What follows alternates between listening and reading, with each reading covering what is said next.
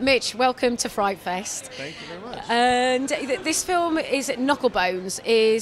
There's dice made out of human knuckles. So is that where the story starts for you?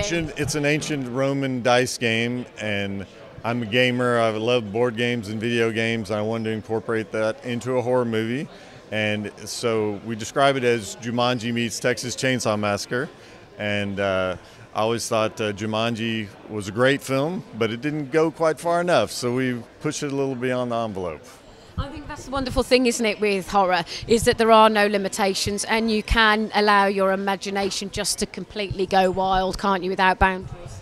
Yeah, definitely. I mean, I'm a child of the 80s, and I loved all of the 80s horror movies, and Knucklebones is a throwback to those type of movies, and it's a hard R, we would say, and there's a lot of graphic violence in there, but there's also a lot of, it's got a fun spirit to it that makes it a fun horror watch as well.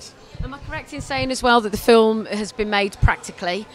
So that tactileness of it, I imagine that was very important to you, rather than what the sort of computer graphics can present. Yes, in the spirit of recreating, an 80s style slasher.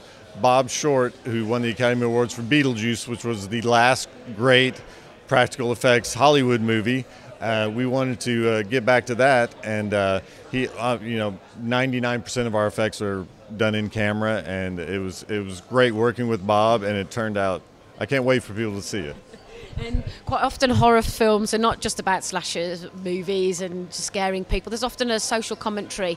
Is there something like that within your film? Definitely, but I can't talk about it without giving it away too much. But yeah, Knucklebones is not your typical slasher. He has an agenda. He has a plan for them. So I've always loved demon movies and devil movies where the demon is 5 steps ahead of everyone else. So he's playing chess while everyone else is playing checkers. Oh, so amazing! I wanted to make him smarter than the characters, and I think it really comes across on screen. So I'm excited for people to see it.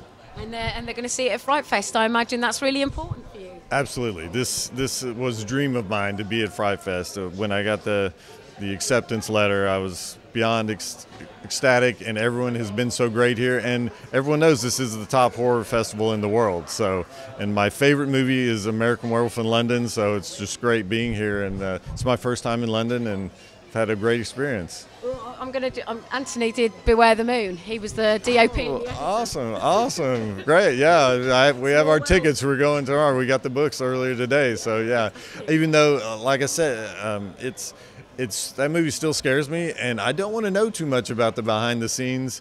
But I guess I obviously I do want to get the book, but this movie still terrifies me. It's a great, just good story, full stop, isn't it? Yeah, it is. It's great, and it's also it blends comedy and horror so well. I've been a writer for 10 years in Hollywood. I started off in comedy, and I sold a horror script to Eli Roth, and that started me down my horror path. And I love the way American Werewolf blends horror and comedy, which is something we tried to do in the movie, but definitely leaning towards the horror.